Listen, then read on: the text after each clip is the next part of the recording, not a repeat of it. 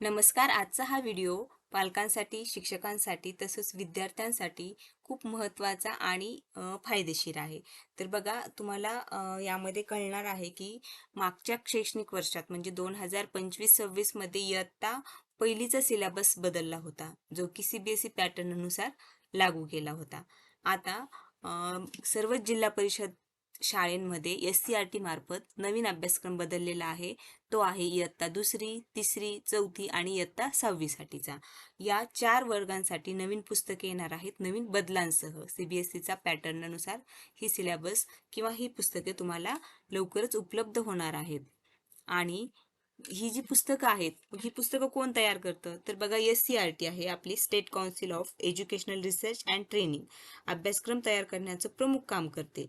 तर SCERTच्या ज्या तज्ज्ञ समित्या असतात, शिक्षक, विषय तज्ज्ञ, प्राध्यापक आणि शिक्षक तज्ज्ञ यांच्या मदतीने राज्याचा अभ्यासक्रम करिक्युलम फ्रेमवर्क हा तयार केला जातो आणि त्यानुसार तुम्हाला ही CBSE पॅटर्नची नवीन पुस्तके लवकरच या येत्या जून 26 मध्ये प्राप्त होणार आहेत. आणि तीही नवीन सिलेबससह नवीन पॅटर्न CBSE पॅटर्ननुसार. तर यामध्ये इयत्ता 2री आणि 3रीचा जो स्तर आहे आपली NEP 2020 नुसार 2री आणि 3रीचा पायाभूत स्तर यामध्ये गणला जातो इयत्ता ह्या. तर या इयत्तांमध्ये आता एकात्मिक पुस्तके उपलब्ध होणार आहेत. म्हणजे विद्यार्थ्यांना दप्तराचे ओझे कमी करण्यासाठी ही एकात्मिक आणि द्विभाषिक पुस्तकांवर भर दिलेला आहे. तसेच त्याप्रमाणे भाषा आणि गणित खेळाच्या माध्यमातून भाषा आणि मूलभूत गणित संकल्पना तुम्हाला आता खेळाच्या माध्यमातून शिकायचं आहे, जे की आपण अगोदरपासूनच शिकत आहोत. FLN हे इयत्ता 3री पर्यंत लागू आहे. तर बघा FLN foundational literacy and numeracy, पायाभूत साक्षरता आणि संख्याज्ञान हे तुम्हाला विद्यार्थ्यांना शिक्षकांनी खेळाच्या माध्यमातून शिकवायचं आहे. इव्हन पालकांना सुद्धा त्याबद्दल जागरूक करायचं आहे. तर यावर्षीचा बदल काय आहे 2री आणि 3रीसाठी? तर त्यांना कृतीपुस्तिका म्हणजे वर्कबुक भेटणार आहे, ज्यामध्ये पाठ्यपुस्तक यांचं वर्कबुक आणि पाठ्यपुस्तक यांचं एकत्रीकरण करून हे तयार केलेलं आहे. म्हणजेच थोडक्यात सांगायचं म्हणजे तुमचं पुस्तक आणि वही ही एकत्र येणार आहे. त्याचबरोबर त्यामध्ये तुम्हाला काही ॲक्टिव्हिटी सुद्धा सोडवण्यासाठी दिल्या जाणार आहेत. तर अशा पद्धतीने इयत्ता 2रीचा आणि 3रीचा नवीन सिलेबस असणार आहे. त्यानंतर इयत्ता 4थीचा सिलेबस देखील बदलणार आहे. 4थीचा वर्ग येतो तयारीच्या स्तरामध्ये. तर त्यामध्ये तुम्हाला रेग्युलर जे विषय आहेत मराठी, गणित, इंग्रजी याबरोबरच तुम्हाला परिसर अभ्यास आहे. भूगोल आणि विज्ञानाची तोंड ओळख आता अधिक प्रयोगांवर आधारित असेल. म्हणजे तुम्हाला वेगवेगळे प्रयोगाच्या माध्यमातून उपक्रम दिले जाणार आहेत. त्यानुसार सिलेबस डिझाईन केलेला आहे. आणि नागरिकशास्त्र, लोकशाहीची प्राथमिक मूल्य आणि सामाजिक जाणीव यावर आधारित नवीन धडे तुम्हाला इयत्ता 4थी पासूनच शिकायला मिळणार आहेत. जे की अगोदर 5वी, 6वी पासून शिकायला मिळायचे ते धडे आता तुम्हाला या नवीन सिलेबसनुसार लोकशाही, सामाजिक जाणीव, सामाजिक प्रश्न यासारखे विषय हाताळण्यात आलेले आहेत इयत्ता 4थी पासूनच.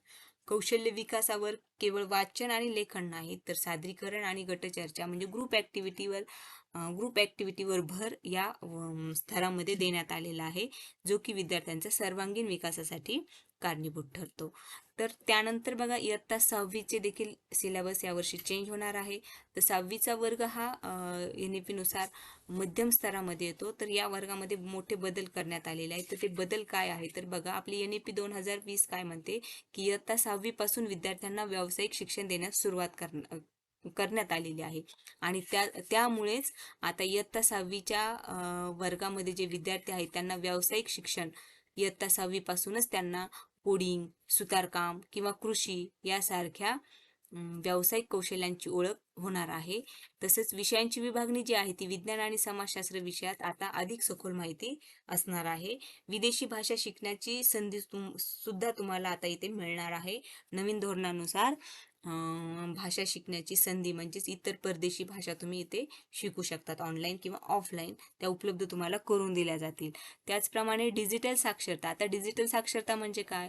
तर तुम्हाला संगणकाचं, मोबाईलचं, इंटरनेटचं ज्ञान असणं, त्याचा वापर कसा करावा, सुरक्षित वापर कसा करावा हे देखील तुम्हाला माहिती असणं, याला डिजिटल साक्षरता म्हटलं जातं.